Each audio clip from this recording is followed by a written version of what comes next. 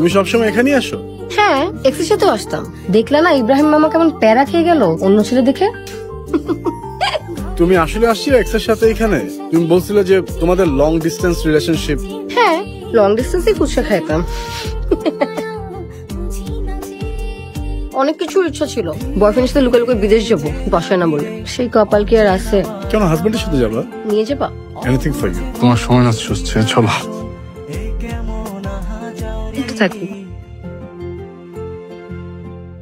এই বাসা পর্যন্ত যেও না, এখানে রেখে দাও। উপর থেকে তোমার গাড়ি দেখলে প্যারা আসছে। কেন? কারণ তুমি যায় না।